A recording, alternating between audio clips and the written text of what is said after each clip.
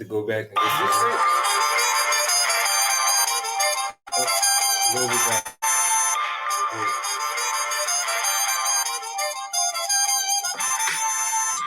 When I was listening to this, I was like, you know what? We need to talk more. You can talk. We need to talk. This would have been a great opportunity to drop our black facts. Well, you I'll do that for next time. He's waiting for my brother to join.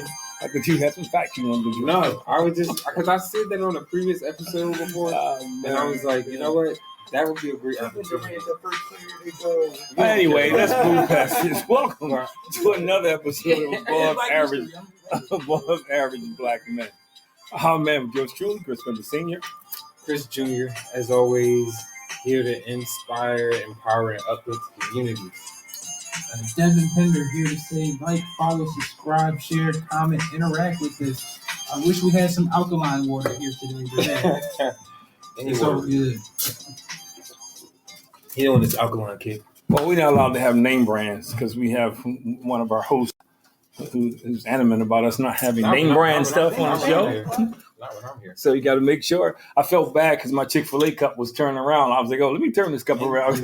Name dropping. Look at I said, "Chris going to see this cup, and he's going to be like, what?" Name dropping.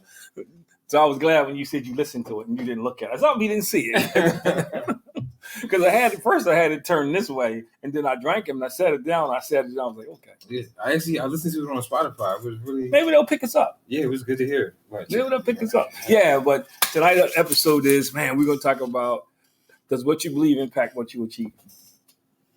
Yeah, so I don't know if you guys want to get into the happenings and shootings first, or we just want to go straight to our topic.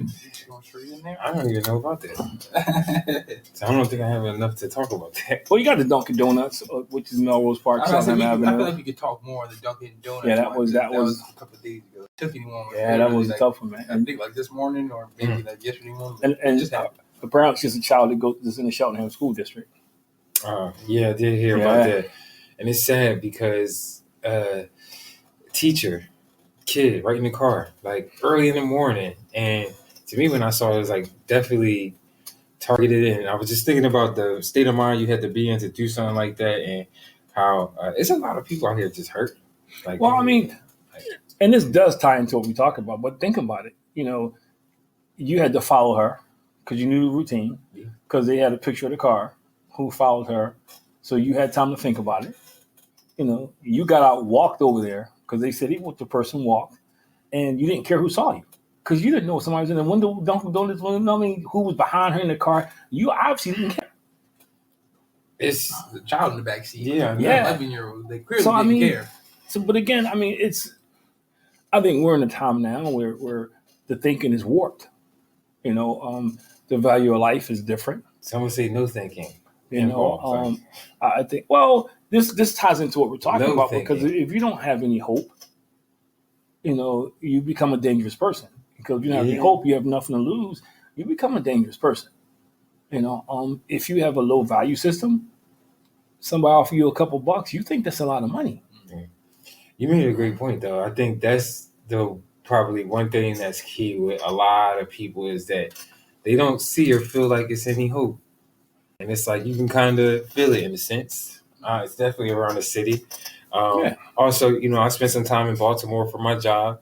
Something similar happened down there near Inner Pier where 2 teens got shot. Like, they just crowded and 14, 16 years old.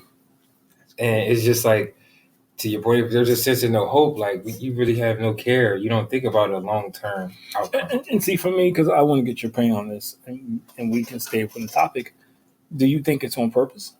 Do you think it's a calculated effort to kind of have that hopelessness? Oh, I certainly think so. I'm just curious. It's a trickle-down effect, right? When you really think about it, you know, you think about it to the environment you're in, you know, I don't want to blame it all on this. The video games you play, you know, you're playing Grand Theft Auto. It goes down to the music you're listening to. Everything's about a drill now. They make it seem so, you know, like cool, like larger than life. And then it's like, oh yeah, I got the energy. Let me follow in these footsteps. But I think my thing too was I was about to add on is on top of that is a lack of pouring into our education system. I think that will for sure keep you behind if you're not educated enough to read, write. That sparks thought and creativity and ways can inspire you to want more out of life. So I think that is part of what's been kind of systematic here. It's all this money to go to the Pentagon and go to overseas funds and yeah, all this money to do these things that don't benefit really too many of us here in this country right now. Like you could take half that money and fund so many different things within the school to inspire hope. I think our education system just needs to be uprooted, and we still that's the one thing in this country that has not changed much over years. But see, and that's why I asked the question because I think it's a calculated effort. One, to keep the have and the have-nots. Mm-hmm. I think it's a calculated effort because they realize, minorities number-wise is really becoming the more dominant race. If you look at the numbers, I'm not talking about economics and things of that nature. Mm-hmm. If you look at, just look at Montgomery County, how all of a sudden it's like, I think the last time I checked, EP was like 67% African American. So it's changing. It's changing. And it's almost like a slave mentality because that's what they did when the slaves were gone. You find a way to keep them down. You keep them dependent upon you. You keep them uneducated. That's why they didn't want to read. Yeah, college professor told me this. Had a college professor. She said the formula that America uses, and it's funny because it's still prevalent today. If you keep somebody poor, if you keep them uneducated, you keep them poor. If you keep them uneducated and you keep them poor, you keep them dependent upon you, and they can only go as far as you allow them to go. And that's still the system we have now. And the reason why I say it's calculated because whether you're pro-life or whatever, look how quickly they attack and pass these bills about, abortion and the pills and everything. But they can't pass things on guns. They can't regulate guns.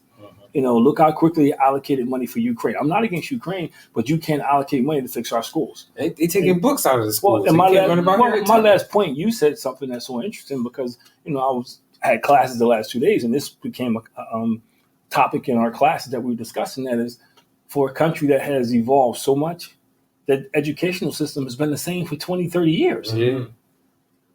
So even though you say, social media, all these different things impact the way people learn, but you're still teaching what you taught 20, 30 years ago. Mm-hmm. So I think, you don't pay more. You don't pay the teachers more. You keep talking about how you value your teachers, but you don't pay them more. Yeah, even we keep talking about the academic loss for COVID, but you don't put anything in place to recover that. So it's just interesting. So that's why I asked the question, because again, if I can control the way you think, I can control how far you go in life. And most people, unless something dramatic happens, unless something traumatic happens, most people are not going to change the way they think because that's their norm. And if you think you can never rise above something, you don't. It's like my favorite analogy. An elephant, when it's a cub, they chain him to the stake. And an elephant, and he can't break it because he's a cub and the chain is on him. So that's why when you see him in the circus, they chain to the stake. They don't try to get away because in their minds, they've been chained their whole minds as a cub. So as an adult, they still think as a cub, I can't get away. Same thing with a lion. You go in the jungle and try to stop a lion with a chair and a whip. You're not going to make it. But you do that in the circus now. Yeah, but if you raise them from a cub, they're afraid of the whip and the chair because they don't know any better. Right. And I think that's what's happening in society. And I switch it over to, and I'm not making excuses. You got a generation who's hopeless. They don't care. When you turn TV on, they make excuses for them. Mm-hmm. We seeing the results of the hopelessness, though. Yeah, man. Yeah, you see it. It's like but it's still not being addressed. No. We and even amongst our people, we say, okay, well, they need jobs. There's so many jobs out there now, which is crazy. They need more than jobs. No, but I'm saying that was the answer a couple years ago. And I've been on panels where people look at me like I was green because I said it's more than that. Yeah. And the point I would always make is you can't tell me if I built this company from scratch and I'm making good money to hire somebody who didn't even finish high school because he needed a job. Mm-hmm. And I think that's the other part of the equation because, people are not being educated properly. I work with kids, and kids tell me all the time they don't see the value in education. So if I don't see the value in something, why am I going to take it serious? Right. So what happens now when I graduate and everybody's telling me not be educated, because you can be educated without being the classroom, but I have to have a certain level of formal education to make it. I'm never going to get ahead. Yeah. So therefore, now if you take that and put that with hopelessness, what I care about shooting somebody for, man? I mean, to Devin's point that he made earlier, just talking about how the music that they listen to and what they kind of are continuously putting in online, I think that certainly drastically impacts, kind of talking to our topic tonight, like what people believe that they can achieve, you know? Like, because if I'm only seeing and taking that in. I said, can you dig a little deeper into that? So if you got somebody like me, I don't listen to so I mean, all right. So in the rap lyrics, really, because like these dudes be flat out just talking about crimes and murders that they committed, either they committed or they've been involved in, or like seen it, and they celebrating it in a way. So like that's the music that people are listening to now, and like it's just if you listening to that every day, you think there's no hope. That's your only way. You think like New York drill, for example. Yeah, they think to resolve that stuff. Like they think doing a pill and going through a drive-by, like that stuff is entertaining them. That makes them, that gives them some respect in some sorts. And that's all in the music. That's all in the culture nowadays. And that's why I feel like you're seeing a lot of it's pretty much spreading all over the country now. You know what I mean? Like just because the music is just reaching that many people. I saw something one time where somebody was like, you could rap about that stuff, but you didn't really have to do that stuff. You know what I mean? Yeah. Like you could just pretend to do that stuff, and that was cool. But now, like, dudes really try to do what they. But I go back and I say it's calculated because a lot of times there's not African Americans owning these companies. Oh, for sure. Oh, yeah. So it's not like somebody could not say, okay, we're not publishing this record. We're not putting this out there anymore. And it's not like somebody could stop and say, we're going to stop targeting this demographic. I know. So to me, it goes back to being calculated and people not understanding it. It's so hard to rise above what you believe. Mm-hmm. Because if I believe I'm never going to get out my neighborhood, I'm not going to try anything different to get out my neighborhood. Yeah. If I believe I'm destined to be broke because my father was broke or my grandfather was broke, I'm not going to do anything different. Mm.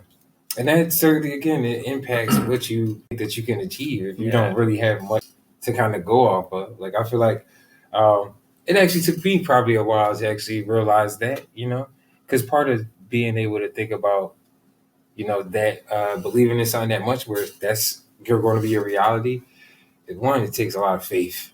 Because sometimes, if your goals are astronomical, it doesn't matter really how big or small your goals are. Sometimes it's astronomical to others. But like for growing in high school, like I just wanted to make the basketball team.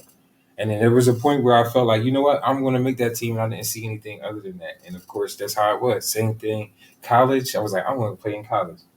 Didn't know how it was going to happen. I just knew I was going to get that done. But you saw the difference in your game. Yeah. You saw the difference in your game when your mindset changed. You saw the difference in Devin as he matured from being, the dependent kid in high school to being independent when he went away to college. You saw the difference, the change in the mindset. You heard it in conversations. It's funny because I'm reading this book and it's talk about spiritual leadership, but it dabs in leadership, period. And it's something that I never realized, which is so funny. Not funny, but they named about 20 of the greatest leaders in the history of this country. And they all had some kind of trauma. The fathers beat them. The fathers left them. They were dirt poor. Somebody died. It was crazy. You talking about Winston Churchill. You got Obama grew up without his dad. It's funny when you read, and it's like, man, these people had trauma. However, they were able to keep their mindsets on being successful, and they all failed miserably too. It wasn't like they all. Ulysses Grant, even Robert E. Lee. They went to all these leaders that we only know from the success they did, and these people they failed miserably too. They had crazy stuff happen to them. Abraham Lincoln. So it was crazy, man. And I said because they weren't impacted. Even though they had trauma, even though they could have adopted a sense of hopelessness, I didn't know Abraham Lincoln lost like 5 times, man. Before some states wouldn't even put him on the ballot. Because they said he was too ugly, which is crazy. Which is crazy, man. And it's when you read this stuff about Theodore Roosevelt, some of the greatest people who in this country, people put on the pedestal, Rockefeller, the one who made it rich, he was in love with one of the maids. And the maid's parents told him to break it off because he wasn't going to be anything. So it's just crazy how people fail and go through these traumatic experiences and they overcome.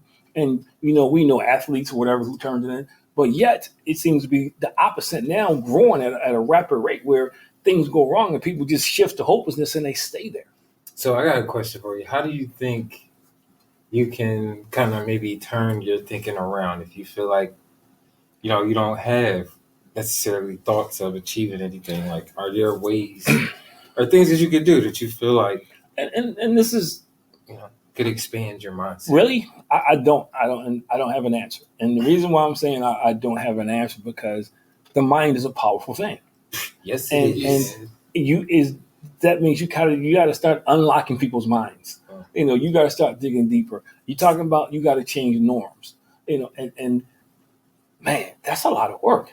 Yeah. And because people are different, you may get some people who maybe in a month you can get them think differently. Some people may take you 6 months. May take you 6 years. Depends on how. I grew up in a neighborhood where Stokely Schoolyard was where we all played at. It was Stokely School. I still call it Stokely Schoolyard. It was a church that burned down, got rebuilt. It ain't been Stokely Schoolyard in 30-something years. Longer than that. Yeah, it's probably about, man, you're talking about, I'm 62, you're talking about probably 50-something years. But everybody around it still calls it Stokely Schoolyard. That's our that's our mind. That's our frame of reference. It has not been Stokely Schoolyard in a long time. So I say that because that's how powerful the mind is. So I think it's hard to say, this is what you would do. For me, I would tell people, first of all, you got to stop putting negative stuff in. You got to stop. Whatever you feed grows stronger. And I'm going to plug my book. Got to sit right to the front. But seriously, whatever you feed grows stronger. And there's a whole chapter that talks about it. So if I'm already thinking I can't make it and I'm feeling myself, like you said, I'm filling my head with all this other negative stuff, that's what I'm going to grow stronger in. So you got to change that. Too, you got to look who you're hanging around with, man. You can't, I say this all the time, just because they're on your corner don't mean they're in your corner. And because you can't hang around with a bunch of people who just want to be turkeys and you talking about you want to be an eagle because that's who you're hanging around. That's who you feeding off of. And the third thing, and this is why I say it's hard to say, because some of it you got to overcome family, man. Some of it you got to overcome some generational stuff that ain't your family. And that's hard because nobody thinks their family purposely does them any harm.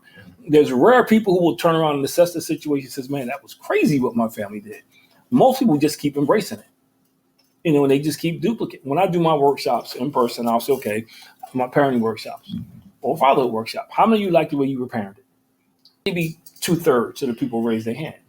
How many of you parent the way you parented? Now, 98% of people raise. Wait a minute, you just raised your hand and said you don't like. Yeah, but look how it turned out.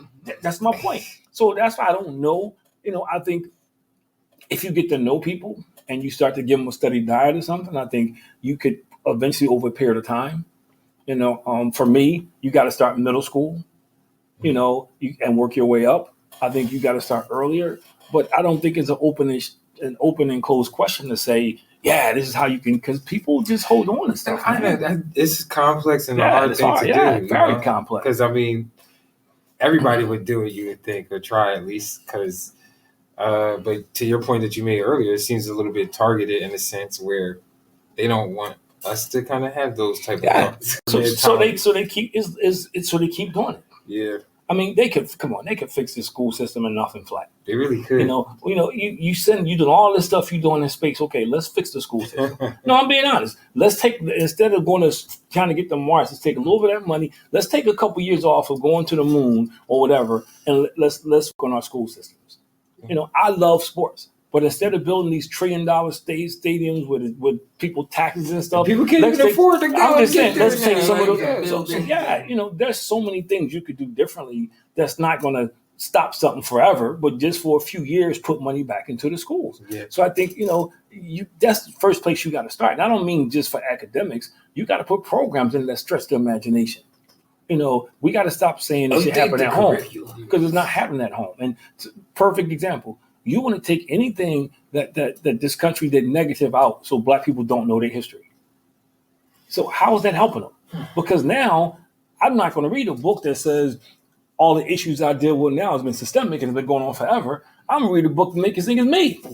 Because I'm not reading that part. I'm just reading because then somebody's going to come along and say, well, Devin, there's no excuses. But no, I'm not You just going to gotta read. get Yeah, you know, pull you. So, and then you get people who look like us who feed the narrative. Yeah. So I think that's part of the calculation by taking this stuff out. You know, because you don't know your history. So you think I just come from a family that just failed. You don't know, you know, the history behind it. You don't know the seeds that were sown, the destruction that they put in. Or you can't even like think or be aware of what is actually going on, you know? But if you're aware, if you're uneducated, then you can't really see and think critically about this stuff that's happening. For instance, I was talking to somebody in a small group in class, and we were talking, and she was asking me about fatherhood, and I put it to her this way: it's interesting that even though we talk about father absence is at an all-time high, and 80% of the neighborhoods where kids look like us go without a biological father, but if you go back and look at the government just says you got to pay child support. Mm-hmm. They don't tell you got to spend time with your kid. You just, as long as you send that check there, as long as that kid there, who cares? They keep the dad away. Anyway. But that's my point. So then you turn around and say, oh, this is all because of the demise of the family. Well, the system is set up. If you're poor, if you're a young lady and you make a certain amount of money and you live in public housing and all this different thing, you got still you can't move. That guy could be making minimum wage. They really don't move the needle much. But if he moves in, you start losing benefits.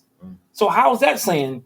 You'll keep the family together. Instead of saying, okay, if Devin and his wife are not making X amount of money, let's give them some benefits so they can get back on their feet. That is kind of crazy. You know, so I mean, even the system is set up, even though you say this stuff, the system is set up. Yeah. To reward the separation. Yeah. Okay, look at the school system. If you are a star athlete or a straight A student, you get all attention. If you're a juvenile delinquent, you get all attention. That kid is both busting his home to do it the right way. Nobody pays him any attention. No. They're not trying to help him get in college. They're not trying, nobody, and I'm not going to say nobody, but most people don't care. It's actually really true is that it's always the focus on the kids that are good and bad, no in between. Yeah, it's no in between. Like, and then those kids just kind of escape by. And but you know what's funny? Who runs the world? Those C students, those average students are the ones who start getting those jobs where they run the world. Yeah. All them 4.0s end up working for them because they're not creative thinkers. They're logical thinkers. They can think academically, but they can't problem solve. Right. So it's ironic that the very population that you ignore, and it goes back to the book I'm reading, it's blowing me away because I'm reading this book and it's stuff that you think you know, but like, you see these guys have real trauma, real issues, but yet their desire to be great, their desire to rise above their situation was stronger than that. So I'm trying to figure out, and you made a good point because I think that does contribute to it because they weren't exposed to the stuff these kids are exposed to. Mm-hmm. They weren't watching, they didn't have social media, so stuff wasn't happening instantly. They didn't have, television, all the stuff that we have, so they couldn't see it instantly. You kind of live in a vacuum. So you weren't being exposed to much. Like there was no rap music, So I thought that was a good point that you brought up, and maybe that's the missing ticket that we don't realize. But there's something that has swung the pendulum. That more and more people settle for mediocrity. More and more people have decided that this is as good as it gets. Yeah, I think one thing I keep thinking about that kind of comes up every now and then for us is like just how important reading is and continuing to read. Like I mentioned in reference critical thinking. Again, it allows for your mind to expand and grow and kind of articulate your points and thoughts. And again, just kind of tied into our show tonight about, believing in what you achieve in. I think for some people, it seems like the ceiling's not that high, and it seems like again. Well, because why am I going to have to be so pessimistic? But it's but why am I going to have a high ceiling? We're not doing that really to change if I don't think I can sometimes. Don't you feel like that? Just says. No, I agree because that's how you keep the have and the have-nots. Yeah. That's how you keep the have and the. If you took some of these kids, and I can't speak for all of them, but if you took some of these kids and you begin to invest in them at an early age and show them that you care and show them that success is possible, you would change the trajectory of a lot of these kids. Yeah. However, you keep beating them with the same stuff. They're failing tests because you're teaching one style that this kid can adapt to. Doesn't mean the kid is not smart. You're just teaching to a standardized test. You're not teaching them how to think logically, how to problem solve. You got to do it this way. So the kid is failing. You do nothing to kind of give him any confidence. And it's funny because in the same book it talks about how America is set up. You so busy telling people to work on their weaknesses. That's why people become failures, because they get so busy working on their weaknesses, they constantly struggling. They never take time to celebrate their strengths, because all you know is your weakness now, and that becomes your attention. Your attention. I gotta fix the weakness. Gotta fix the weakness. Most of us, we fail on our weakness. Most of us, we fail and we struggle. So imagine you already kind of self-confidence, self-doubt, and you so busy focusing on these weaknesses. That's like if you know you don't have a left hand, but you keep shooting with your left hand in the game and you keep missing. After a while, come on, man. You gotta give it up. But I have a question for you. Like, at what point, I guess, in your life, for both of you guys, did you kind of know or go to the understanding that, what you actually think and believe in actually can happen? Well, I can tell you the moment. And of course, it takes action on top of just believing in it. But, you got to see it and have a desire and continue to work to it.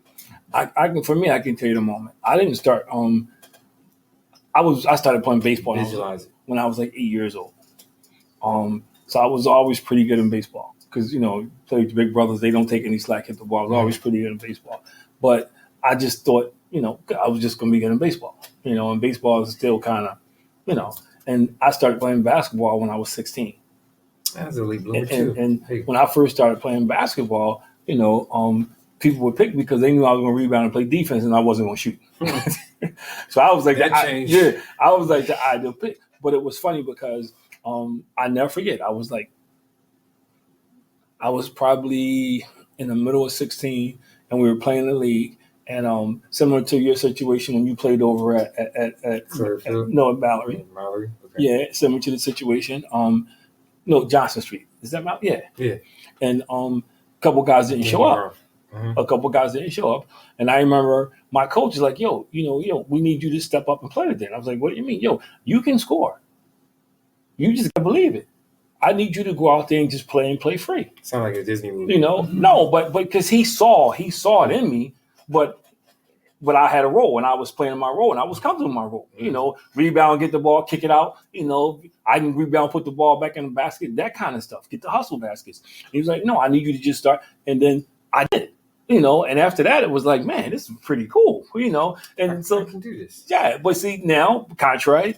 If I'd have went like 0 for 12, who knows what would have happened? I can't do this. The coach the next day was like, I need you to go back. No, so for me, at that point, I knew it was inside me.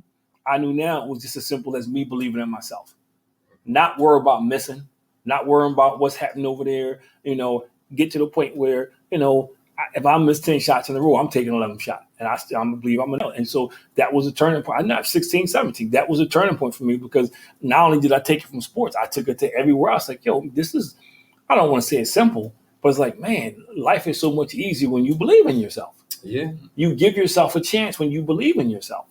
And no matter what is academics, no matter, in corporate America, I've always had the job where I was the first black guy, or the first black person, where I was in the top 2, top 3, so I always found myself proving myself. And one thing I knew about it was, they wanted me to be doubtful. They wanted me, to not feel comfortable. Yeah. They wanted me to feel like I didn't belong. And because those early experiences in sports, I carried it over to everything I did. And my mom and dad was instrumental too, because they would always tell me, you can do it, you can do it, you can do it. I mean, so I did have some cheerleaders in a way, along the way, but it's nothing like when you experience it for yourself. And when somebody not related to you really don't have to cheer for you, it's kind of in your corner.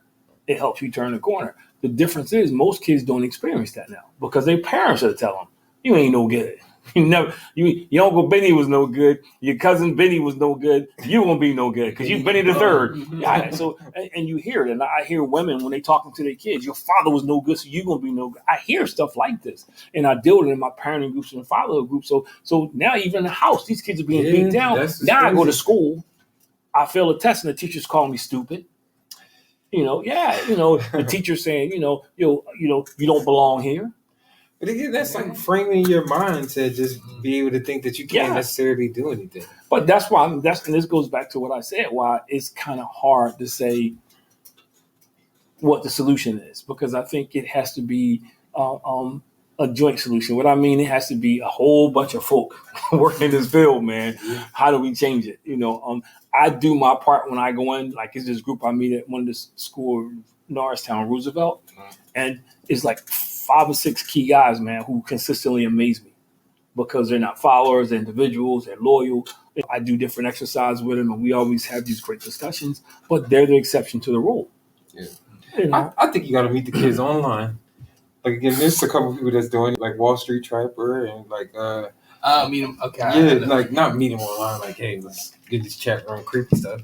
But like, but I meant like meet them online, like where they're at, where they're watching, where they're spending a lot of their time. Like, try to go to a medium where they're utilizing that Discord kind of. I think that's the first Discord, step. make funny videos, like make things that are relatable but educational, informative. I think that's the first step. But it has to come down to relationship. I mean, I think there's people who that relationship is what changes the way they shift. That relationship is what makes them think differently because now you're a real person.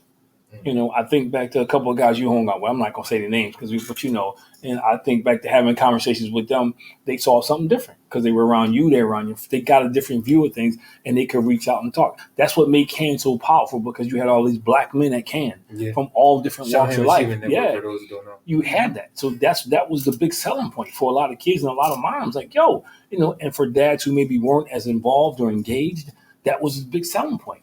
So I think you have to go back to to those type of things where you got people really investing in the community. I was down at Philadelphia. I sent you the pictures today, which is North Philly. It's going to be awesome, man. It's going to be down there behind the Croc Center. But youth basketball, and they got a couple 100,000 square feet.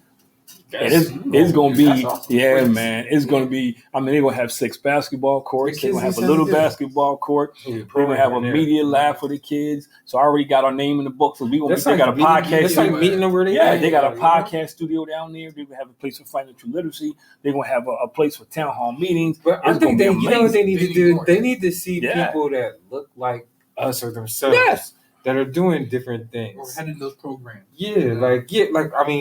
At one point, there's not enough black males that are within the schools, so that's a whole thing within itself. But people that look like us need to be around, showing them there's different ways of doing things.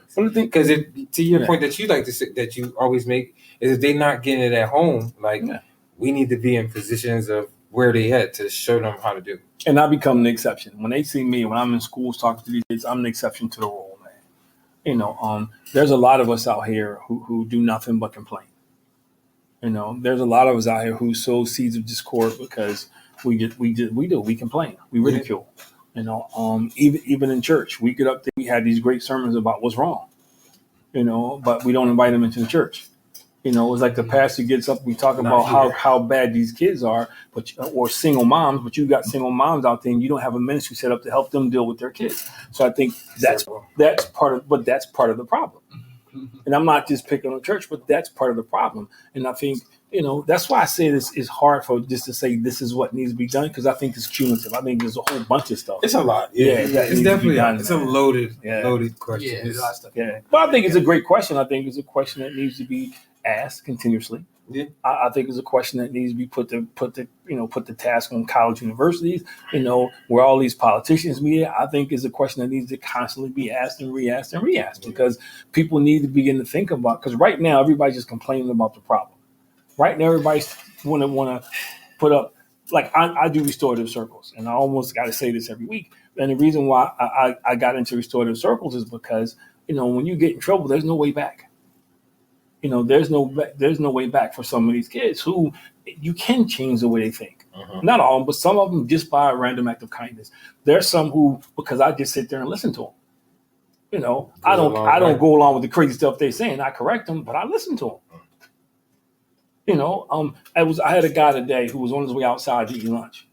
And I saw him and I just knew he was going to go outside. And the teacher said, "Where you?" He said, "I'm going with him." Because you're not going outside. He says, "No, I'm going up here." He had his lunch. He came up to the group. We had the group.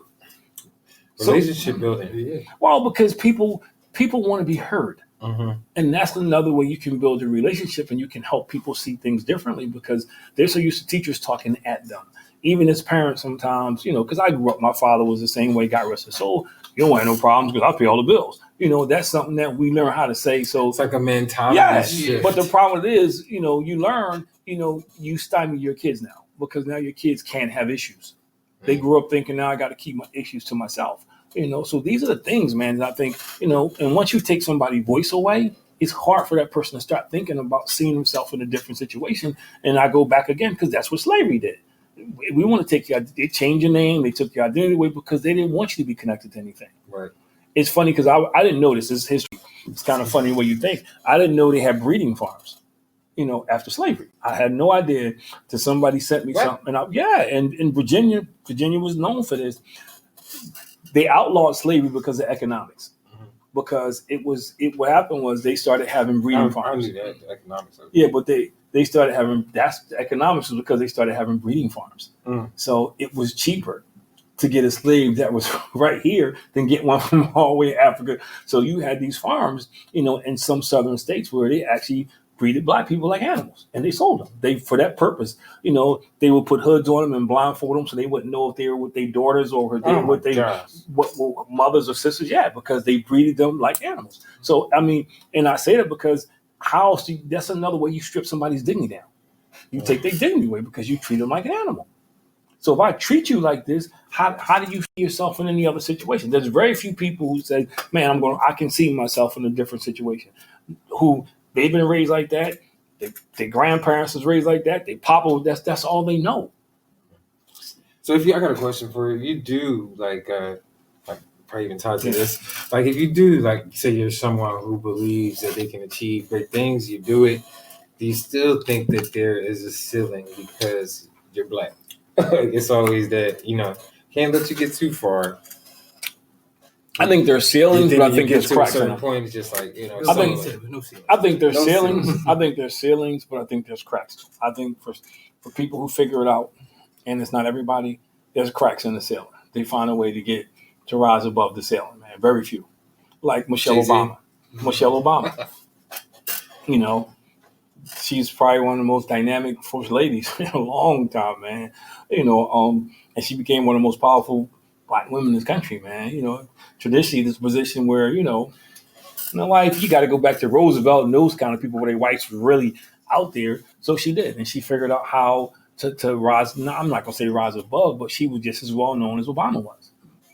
She kind of found a way through. So so I think for some people who figure it out, I don't know what the formula is. They do, but I think for a lot of us, it's a ceiling. And part of the ceiling is because how much do you want to work? How hard do you want to work?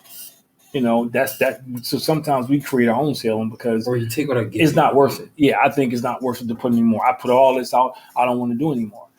We create our own ceiling. But where I'm at now, at 61 going on 62, I wish I'd have been here 10, 20 years ago. But it just wasn't, I hate the cliche, it wasn't in the cards. I didn't know what I know now, so timing is everything. But what about if I would have quit? What about if 5 years ago I'd have said I'm done? I'm going to get this job and concentrate on working this job. So, I think how hard you want to work has a lot to do with the ceiling too, because some people will quit right before they had a breakthrough. Right. And some people don't want to, I've been working hard, so I'm not going to do this another day. Well, you've been working hard. What difference is one more day? What's different? What's the difference one more year? So I think that's part of it. Yeah. So, my bad to cut you off. No, go ahead. You mentioned hard work. Now, do you guys think hard work is something that has been lost on the newer generation coming up? Because you don't hear about it like too much. Like you said, you get stuck in a certain circumstance. You get no ceiling.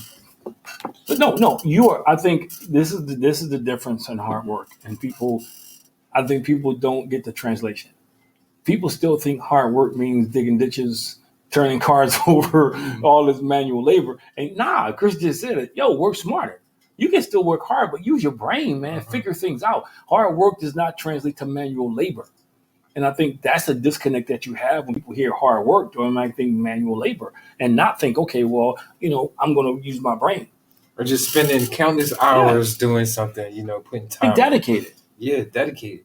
That's really dedicated. And dedicated. but you got it. But part of it is 10,000 hours. Going back to saying, if you don't believe it, it's hard to achieve it. You got to see yourself being successful.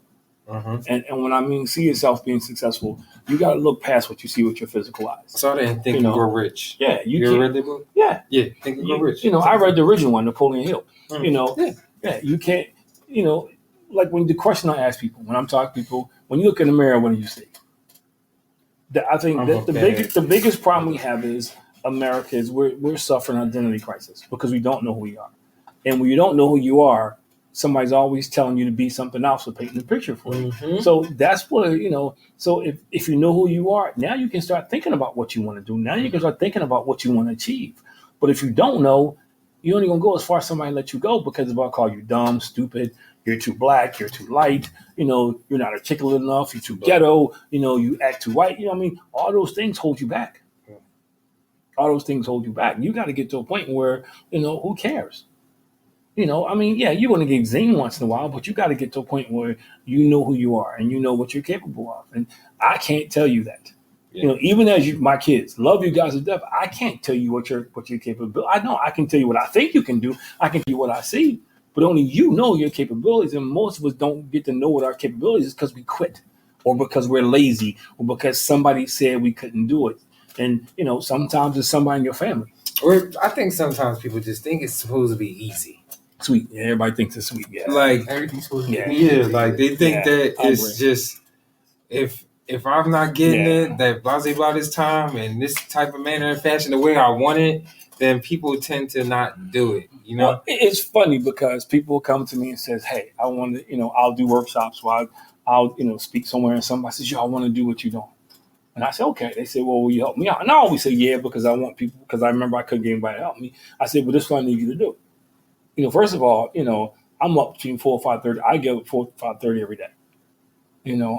I get up in the morning, most mornings I work out, but I always have a devotional, I fix your mind breakfast. I got a routine. Successful people always have a routine. You have some kind of routine because it gives you discipline. I'm purposeful that I read. Like now I'm more purposeful where, at night, every night before I go to bed, I'm reading at least a chapter. I need a better routine. I will say that. Yeah, but because that's where, for me, that's where you get discipline from. It helps you stay focused. But, and then I say, okay, well, we got to meet. We're going to meet, and I'm going to give you homework. You know how many people come back after that? Homework. Zero. Did you mean homework? Because they just think they want to get out there and talk. No, because homework is, you know what? You got to find your voice. Homework to me, the first thing I say, practice. You got to find, no, not even practice. You got to find your style. I spent so much money on trying to figure out leadership. And, I got a whole tons of books back then, boxes on leadership and all this stuff. I went to California and saw Rick Warren, I saw Fred Price and all the money I spent in leadership, and then like, I don't emulate none of them. You got to find your own voice. How you find your own voice is you got to read, you got to research, and you listen to people, and then you figure out how would I communicate that. So I'm listening to what Chris says. How would I say that? Am I going to be? Do I want to be the kind of person that talks in the community, in a conversation style, or the kind of person that scream and holler? That's not me. So you got to find your own voice. People don't want to put the time in. People just think they want to get up there. The second thing is, you got to get a style. You can't get up there and scream for 40 minutes. You can't get up there and talk like this for 40 minutes. You got to find your style. I'm animated. I got to move around. I'm not the guy that could be sitting somewhere and just, I like to tell stories. I like to tell stories. But that's part of my style. Yeah. I like to tell stories. I'm huge on props. So most people think I just get up there, and that's why they fail, because you get up there trying to be somebody that you're not. Or you get up there, now you're trying to find your style in front of people, and it don't work. I kind of said this earlier, like the 10,000 hours, I was kind of referencing that. They say in order to be kind of the master at anything, you had to put in the dedicated time to do so. And I feel like we all probably have similar stories. I know from my way, like I taught myself how to write scripts and like kept at that and continuing to write. And I know I'm going to continue to learn too. But it's just like, I think people don't realize the grind or the work that it takes a lot of times to get to where you really want to be. Well, step number 2 is sacrifice. Yeah. Because, I got to a point where I had to sacrifice, not going when out, everybody was going chilling. out, your mom and I, we had a date night, But there was times when I came home from a long day's work, I just set time aside to work on my curriculum, to write that book. I'm working on another book now. I just got finished 10 hours of class in 2 days, which was crazy. It drove me nuts for 2 days, man. So I can get another certification. I got another one I want to take. That's 16 hours. I got other stuff to do. So yeah, but you know what? But I'm investing in me, and guess what? The class I just took was already paid for the work I did.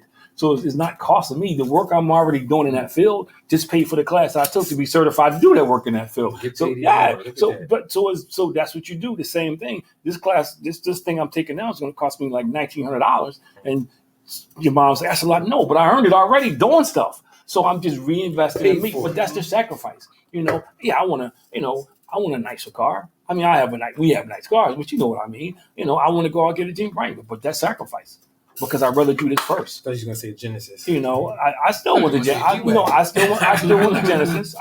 But I'm just saying. So you sacrifice those things. I just got to the point where, how cheap I was. I just got to the point where, I got a whole rack of sneakers up. You know how long it took me to get there. I got a whole rack of sneakers up there, man. Somebody asked me today, how do you get dressed in the morning? I'm kind of a minimalist. Somebody asked me this morning, they said, how you get dressed in the morning? I pick my sneakers first. Oh, man. And no, but you go from who are you? And then I said, okay, well now I got this sweatband, I got this sweatband. No, but you evolve. But early on, I had to sacrifice. I couldn't do that early on. So you sacrifice, and then you on the back end, you start to do things because you should pay yourself. You should reinvest in yourself. That's part of sacrifice. People don't get it. I get the money. I'm going to blow the money because I'm going to buy this nice stuff. Just not sacrifice. And then you find yourself chasing your tail all the time because you never really get ahead. I was going to say investing in yourself isn't necessarily always money, but physically. That's sacrifice. You know what I mean? Right. Yes. It is kind of the third thing is, the third thing is you got to be committed to something bigger than yourself. And most of us, you said it earlier, you got to commit to something that you can't do by yourself. Because if you can do it by yourself, you will knock it over. You got to commit to something. Where for me, that I got to trust God, but I also know this is going to be a supernatural effort. Yeah, this ain't going to be like I'm just It's like saying, okay, I'm going to make 5 free throws and I'm going to take 50 shots. Come on, man, you don't make 5 free throws out of 50 shots. But now I don't make 5 free throws. I'm only taking 7 shots. You got to push yourself, man, and most people don't do that. So I think you got to have those 3 things, and I think people don't. And the fourth thing is, man, you got to have tenacity and stick-to-itiveness. You got to be like, man, failure is not an option for me, but I also understand it's a part of life. But I don't view it as failure. It's just a setback. And every setback is a learning opportunity. Most people allow failure to define them. I wonder how many great people, or not. I said this to the kids today, it's a quote in the bottom of the thing. And I said, most of us only need to look inside us to find the greatness that we are. We do. Most people just need to look inside themselves to find the greatness that's in them. They do. That's such a trip, It is. It's like, because I'm just sitting here thinking about it. Like we kind of mentioned this. I'm not sure if we said this earlier before the show, but it's just like that. Your brain and your mind is so powerful. Yeah. And like you really, if you, in some cases, only thinking negative thoughts, it's like, what do you think's gonna come out? It's whether, and I'm like all types of negative thoughts, whether that's either harming somebody or just thinking about negative news. Yeah, like you just always being a pessimist. And your brain is like a computer, man. Your brain is like a mini computer, and whatever you feed it is going to use the process. So if I feed I don't get up, I can't get up and just watch the news because I don't want to start my day like that. I don't want to get up and hear how everybody got shot, stabbed. I don't. So I get up, I go in the bathroom. I got my positive music playing, man. I got my music. Everybody's different. For me, I don't want to start my day like that. I like listening to the news when I get in the car. No, but everybody, for me, I don't want to start my day because what? I understand that. I hear enough negative stuff when I go into these schools. I hear enough negative stuff when I'm dealing with. I don't want to start my day off like that. Yeah. I know during the day I'm going to hear stories of different things. And so I know that. I know because the technology don't come across my phone. And so I don't. I start my day off on a positive note. Every night, same thing. I got my headphones on. I'm reading. I end my days like that. And some days a little later, like on Tuesdays and Thursdays, I got a crazy day Tuesdays and Thursdays, man, because I got like yesterday. What time you go to sleep? I got out of class at 5:00 yesterday. I had a 6:00 workshop and a 7:30 workshop I had to do. Mm. So by the time I'm finished, and this is all sitting in front of the screen. By the time I was brain fried, and I got out and took a little 30-minute walk. At least you got to sit in front of a screen. You're not running around doing this stuff. Man, I couldn't do it all. But then, so that's the great thing with virtue. But last night, I went upstairs, I got in the shower, and I sat down for a half hour. I put my music on, and I read. I went to bed on a positive note. No, because I have to do that. And I went to bed on a positive note. And that's my routine because successful people, but if you want to be successful, you got to come up with a routine. You got to have a routine because that's where your discipline is going to come from. That's, I think best because I have a routine. When I got a routine, I'm not. Like now I'm working on a book, a 30-day journey devotional I'm doing for men. It's already done. I just got to put it together now. But I'm more creative when I'm in my routine because part of my routine is me time. Part of my routine is wind down time. Part of my routine is processing got messed up, man. It's like, it's frustrating. Yeah, but you also need a brain routine. You need a brain. See, most of us, we won't be physically fit, man. I've been detoxing from social media. I'm not really on Instagram like that, guys. But see, you, and I get it, but one thing I say about the three of you, Nicole too, you are balanced because the kind of conversation we have. Mm-hmm. So I know for a fact. We don't get together. We can talk about sports. We just got finished talking about the shootings. Angel Reese, Caitlin. We talk about so many. But I'm just saying. but we talk about social justice. We talk about so many different things. We talked about. I wouldn't do it on this show because we talked about being woke. And I did the Christian version with my guys on a Monday night about what it means to be woke. We have those discussions. When we go out to breakfast, we go out to dinner. We're just not sitting there talking about. So and so. No, we have those type of discussions. So you got to exercise your brain. It's great that we get our bodies in shape, but you got to work on your brain, man. True. Very true. It's all tied together. Body, mind, spirit. I think because that's how you become successful. See the brain. Ladies ain't signing your check. Ladies, she ain't signing your check, and ladies gonna spend your money. But but you got to earn it to keep the ladies. You right. So I'm just saying, and see the part about the stimulating your brain, people don't realize that's more so for you than anybody else, man. And I learned that early. That some of the stuff you do, I want to be in shape, man. I'll be 62 this year. I do. I do want to be in shape. And I'm not trying to be Hercules, but I keep myself. I consider different. I try to. With the way I dress, you laugh about the hair. Listen, but everything's changing. I'm changed. I'll be 62 this year. I'll be 62 this year, man. In the time machine, Benjamin Button over here. No, but this goes back to the sacrifice because my priority was you guys. So I couldn't go out and buy stuff. I wasn't going out buying all this stuff because we had to take care of y'all. I get it. You make sacrifices. You do the things you need to do to make sure because it should be better for every generation. So now, I do it with Mackenzie, but also as you guys got older, I grew a little bit. I matured a little bit. So I began to pursue, I'm never going to make enough money just working for somebody else. Yeah. So how can I get the money I need without working 2 or 3 jobs? I got to start working for myself. Yeah. I think that's a big part, too, of believing in achieving. You were just kind of talking about what you were doing for us. That certainly empowered us to think, the sky's the limit out here. I remember when I started my janitorial company, and I love telling this story. And I started with a bucket and a mop out the closet. And everybody laughed at me. I was employed. Including your mom. Everybody thought it was funny because my first office was about the size of this. I was doing it once a week for $50 a week. And that was the guy who held my insurance policy. He's like, yo, you can start here, because we were cool. We had a relationship. And that's how I started. When I shut it down, I was over 200,000 square feet, man. I had 27 people working for me. Most of the people laughing at me, I was signing their paychecks. That's about because people were teasing me. Oh man, all we want to do is clean. That's all you want to do is clean. I was getting checks like $10,000 a month. And I had to pay people. But I'm saying I wasn't earning no $10,000 a month working for somebody. If you remember helping.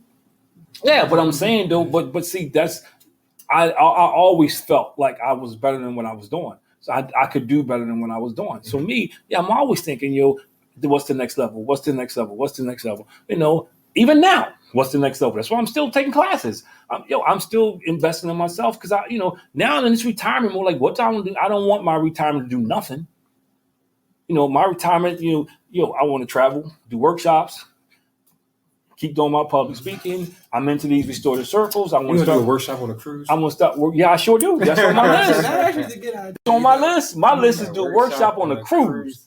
Not just a workshop, several on the cruise, man. Yo, I'm here. Come back and see me tomorrow. I do. Wednesday we'll have sessions. Yo, hey, tonight I'm talking about tonight. I'm be a better father. Yeah, hey, but you know what? Tonight we talking about. Not even here. We're talking about couples. Yo, we gonna talk about couples tonight. You know, we gonna. The thing about restorative, come out crying. The thing about restorative practice and restorative circles, you can do it in families. You can do it for any range of people. So my thing is, I want to do it for school districts. So I'm doing it in one district now. I was talking to somebody. They said, "Oh yeah, this superintendent speaks very highly of you." So I'm gonna start talking that. So that's my goal. You know, my long-term goal is in the next 5 years, I would love to get about 5 people, 5 other people myself, and we go on the tour. We hit college campuses, we hit high schools, we hit middle schools, and we go on and do our thing. Sort of like the conference that I do at Cabrini. Mm-hmm. So yeah, I'm already on next level stuff, man. I'm going to be selling several things and scripts, and there you go. My goal is to fund all this. But if you don't believe it, it's never going to happen. And part of believing it, because there's always going to be somebody that's not going to see it. And the thing about success is, to me, if I say something and everybody see it, I'm rethinking it, because that means I'm aiming too low. But I say something and people raising their eyebrows, now I'm in the right place. Now I'm in the right stratosphere. So, and that's how I evaluate a lot of stuff, man. Writing a book, it's funny because I wrote that book like 15 years ago. I never published it. I published it like 2 years ago, and it did all right. Now everybody want a copy of it because people are going through things and people are reading it, and I'm giving it away. You know why? Because I'm setting up my next book. You didn't tell them to go to Amazon? Yeah, I tell them to go to Amazon, but people who are close to me, like when I did my workshop, I sent them a copy because you know what? That person will sign up for my workshop. Mm-hmm. Those people that came to the workshop and now they get in the book, I'm on their mind. I'm on their list. But I think that ties again into what we were talking about tonight in terms of believing and achieving. It's like, again, like a sense of creativity. You thinking of ways in which you can give your story away as well as kind of build a business and a relationship at the same time. Because people will read the book, and there's people who came to my workshop. I'll put it that way. They attended my workshop at the King Summit. A lot of guys came, heard me for the first time. They was like, wow. Hey, by the way, I got this book. Check the book out. How much? Oh, nah, take the book. So some of those guys signed in my Monday night class now. So that's building up. I do a daily devotional that now, I was doing about 10 guys. I'm up to like 25 guys, like 30 guys who get my devotional. So when I publish this next book, when I publish the devotional, the 30-day journey, who do you think gonna get it? So you, and then hopefully they share that. They are because I got people asking me questions about how you do this, how you do that, or there's a lot of people who, because of the book, because I put a lot of stuff in there that I've been through, or when I do my stuff on Monday night, it's from personal experiences. There's people who are going through this right now who are looking for a compass. Like me too. Who are trying to find somebody. How do I navigate? Like it's a chapter in the book that says, "What's your delight?" And I talk about that because we all, the story of Samson and Delilah, but we all got something that we deal with, we struggle with, that we've never really dealt with it though. And we wonder why a lot of famous people get in trouble because that Delilah comes out. And you've never dealt with it. You're right. But and that's good. Because it's people we don't see, again, ourselves, or can't believe it. You feel like, is it just me that's going through this a lot of times? But you got to see yourself doing it. You can't sit down and say, I'm being a writer, but you don't see yourself being successful. You're wasting your time. You gave this out at the King movement? Oh, no. See, you gave I thought you said that. No. I gave one out, the King movement. But when I talked to guys and guys said, I'm having this, I gave him one. Come on, I'm strategic. I gave one to him. I gave one to Wild. I'm real strategic.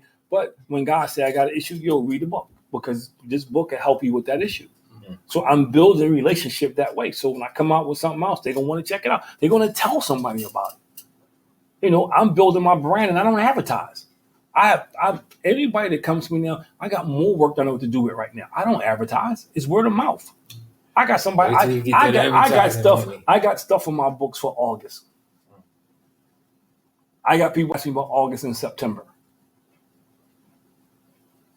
And I don't advertise. That's a whole other school year. Right? But when you see stuff, and when I first started this, nobody saw this. When I first started talking about doing this, people, that's not even a job. Ain't even a job. I see this is open. That's not even a job. Oh, man. And sometimes, love your mom to death. Sometimes I was the only one who saw it. Because everybody's not, the thing that separates you from other people is your ability to see things that nobody else sees. No matter how close they are to you, when you see something new, to me, if I see something they don't see, this is a good thing. I think that's actually a good point too. It's like point of view or perception. Yeah, man. Like you gotta have almost like a blinding faith in a way where it's just to knock out the outside noise. Tunnel vision? Yeah, tunnel vision. But that's how you know it's unique. Anything else is if I say something, and if I'm in a room and I say something and 10 people are like, yeah, I can see it, man, that's low hanging fruit to me. Because to me, I want what they can't see because that's going to separate me from them. If I'm saying it, they can see it. Come on, man, it's just low hanging fruit. In my mind, I can achieve it. Doesn't mean it's going to happen the first time. It might even happen on my schedule. But I'm already thinking, like the book, Give Me the Ball. I put it out there. People started to ask me questions about the leadership book. I got some shirts coming on Saturday or Friday that says send me, because Isaiah, in the book of Isaiah, Isaiah's having a conversation, with God, and he says, and God said, who should I send? And he says, send me. So the whole purpose of the shirt is to get people to volunteer to send me. I want to go out and do some of this stuff. So you got to think, man, that's how I am. Yeah, and on the back, what it says, got my dad's quote in the back. Either you rise to the occasion or you shrink to your circumstances. You got to start thinking like that, man. You can't, if you think like everybody else, you get what else get. That's just, my pop told me that, and I believe that wholeheartedly. That's the truth. I believe that wholeheartedly. And that's why, mentality. And that's why when you choose your mate, you got to choose somebody that's either they're going to push you or they cool with going along for the ride. You can't have somebody dragging their feet, man, because it's too much work. It's too much work, man. And I tell people that, you sitting here because she fine, but she's dumb as a bag of rocks. She fine, but she has no vision. No, you need somebody that when you're doing something, I hate this phrase, but you need a ride or die. Somebody that when you're doing something and you're investing in it, they understand. It may not always be comfortable for them, but I get the big picture. This dude is hustling for us. Big picture. Not, man, you ain't never home, but yet you always want to go to the mall. So you that's how the world works. Yeah, right. No, but see, but you got to think differently, man. We got to be as people, and not you because I know you know better, but as people, we got to start thinking outside the box, man. Again, my father said this all the time: if you do what everybody else is doing, you get what everybody else gets. That equation is so true.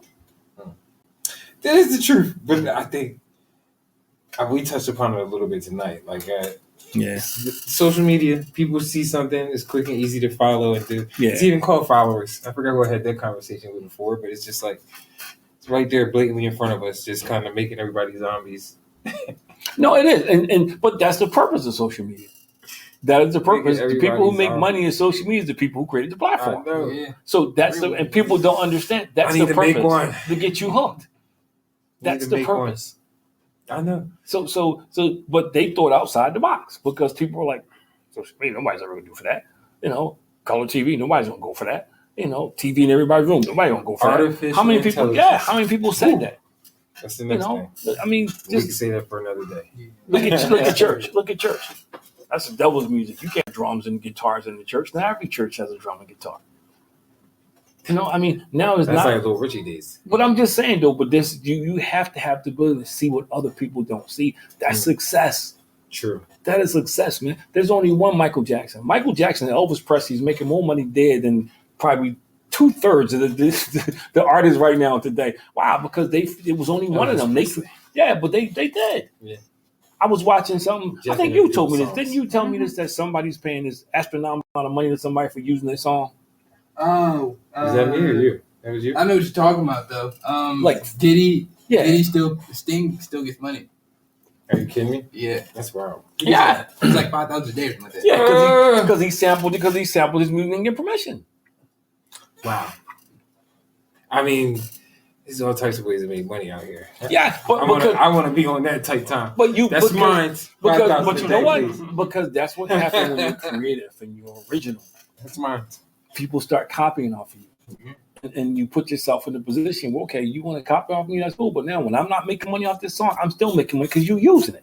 That's what I love to hear. So again, you gotta if you can't believe it, you can't achieve it.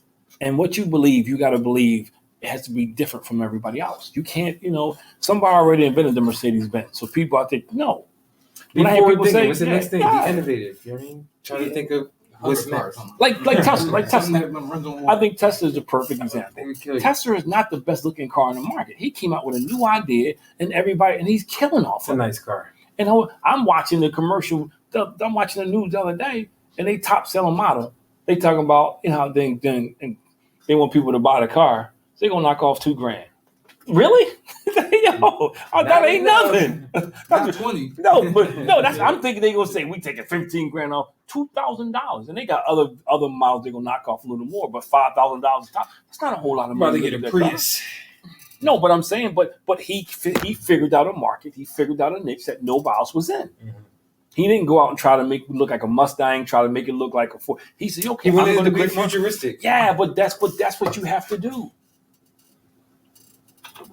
How many cars look like another car? You have to think outside the box. And the other thing I want to say is, I know we're over. There's always going to be a risk involved. Anything you do that's going to help you get a step closer to greatness or success, there has to be a risk. So if you're doing something, there's no risk. Come on, man. Your reward is going to be so little. It's a risk. He took a risk because maybe who would buy that kind of car? I'm sure somebody told him, and nobody don't buy that. We talked about the other day, we were laughing at Nike with the swoosh. The person who created the swoosh got $50.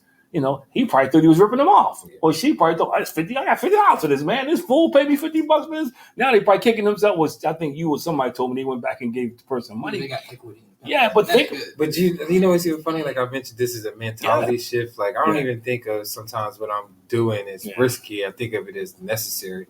To really get to a means to an end of what I want to do. Like, but I don't see failure. But successful people look at that. I see me getting it. The person who thinks risk is the person who's not going to take a chance. Getting it. Because when you start thinking, I think to myself, why not? You can factor it in, but when you start really thinking about risk, you're more likely not. Like, for instance, when I first got started, and people would criticize me, critique me. Oh, and I could have quit. I said, you know what? I'm not going to do it because I hate criticism. I hate it. You can critique me because typically when somebody critique you, they give you advice to follow. Uh-huh. But when they criticize you, they just tell you how bad you are. And the risk was I could be embarrassed. The risk was I can go out here, they don't like me, I can be embarrassed. But you know what? The reward is, I can go out this and knock this out the box. And this is the next level for me. If I'm embarrassed, I'm probably going to never see them people again in life. But if I'm successful, they're going to tell everybody. True. So then somebody comes back and says, this dude is really good. You got to get him. Well, I never heard of him. Yeah, that's why you got to get him now. When I see people, you can go to my website. I don't advertise. I'm not on the radio. I don't do this stuff like that. I'm cool. Now, granted, I'm not, late night TV shows and stuff like that yet. But I believe Dr. Umar. But I believe my day is coming. But I think in your mind is like when you decided you wanted to play college ball. It was a risk. It's all risky. No, but I'm saying, but you didn't sit there and start thinking about, man, I'm gonna fail. No, and I think that's why I'm careful. Don't see failure. I weigh the pros and the cons. I don't use the word risk. I weigh the pros and the cons. That's how I look at it. Yes. Because risk can be a scary word for some people. It is scary. It's a negative connotation to it once you hear it. So I just did want to share that. It's a mentality shift. You got to start trying to think more positively. I feel like I'm all speaking like it's all zen and cool right now. It's kind of, if you look at some of the most successful people, and I just told you, you couldn't even tell they had trauma. You couldn't tell the stuff they've been through. People just see the outside, the results. That's it. Again, they think things are easy. They just see the results and immediately want to jump to that. Yeah, but you know what that means? For most times, that means you're very good at whatever you did because you were able to overcome that. Make it look like that. Yeah, true. Yeah. You were able to overcome that. And I'm not talking about the difference between faking it and you go home and cry on your pillow at night. No, you go home and you cry on your pillow at night is different. But I think for people who learn to manage their emotions, who learn to balance things out, man, they're not wearing these scars on their sleeve. They ain't walk around, talking about all the failures they had or things. No, they celebrating their victories. Mm-hmm. I can think back to the times I screwed up in sports on things that didn't go the way I wanted them to go. But if I'm playing ball, I can't think like that. If in the middle of me playing, I got to think about the times I was successful. I got to think about time I hit the game-winning shot, not when I missed it. Start cooking. Yeah. So mentality is important, man. It's no different when you drive it. You see people who drive passively, man. They just don't, and you see it, and it frustrates everybody else around them. Then you see people who kind of got confidence, man, and some a little cocky, but it's like everything in life, man. You run it. I always told you, and I'll say this as we close, you're supposed to walk in a joint like you own a joint. That's somebody else's problem if they got a problem with how you approach it. That's somebody else's problem. They got a problem with how you approach life. That ain't my problem. Because if you got nothing else to do than think about me, I know you ain't doing no big things. No big things. No, but everybody should want to leave some kind of mark on before they leave here. Everybody should want to do something, whether it was at Cannes, whether it's writing a script. I know you still trying to get what you're trying to do, Devin. But everybody should think, man, I want to leave a mark, man. What's my legacy gonna be when I leave here? When it's said and done, what are people gonna say about me? What am I going to be remembered for? People don't think about that until it's too late sometimes. Yeah, but you should think about it. I mean, I think about Dana. I think about Dana every day. I think about the conversation we had about the stuff we want to do, all the stuff. And then I think about the people that he touched. Somebody came to see me a couple of weeks ago, and we were, he was saying how all the stuff the stuff Dana did impacted him. How he thinks differently now. How, he takes life more seriously now. He's making better decisions. That's the impact. It's another thing too, kind of like thinking about how you impact other people. I don't think that happens a lot nowadays. No, but nobody really cares about that. But if you're pursuing something, and this is my last little nugget that I'm going to drop. Why most people are not successful? The last nugget. No, this is most people are not successful because a lot of stuff they chase is just for themselves. They don't chase things to include other people. Sure. And if you go back to look at famous people, things they did wasn't just about them. Mm-hmm. They benefited from it, but it always involved other people. It always did. Whether it's Martin Luther King, if you go across the, Malcolm X, but that's the people that become successful because it's not like, I'm not going to say they feel the weight, but they feel the emotions, man. They feel, the burdens of people. I want to make this forever. It's not just for me. That's why some athletes it's not that they're more talented. You got fired. Like Dennis Rodman. Dennis Rodman was not the most athletic guy you ever saw in your entire life, man. If you watched him play early, you had no idea he was going to turn into what he turned into. But he was hungry, man. He drove around the same poor car. He just slept in his car. He was hungry. Yeah. His story is crazy. Yeah. So Draymond Green is not the most athletic guy that, if you're building a team, he probably wouldn't be in the top 10 picks. Seriously. If you looked around the NBA and say, I'm trying to build a team. But he created a niche for himself because he was hungry.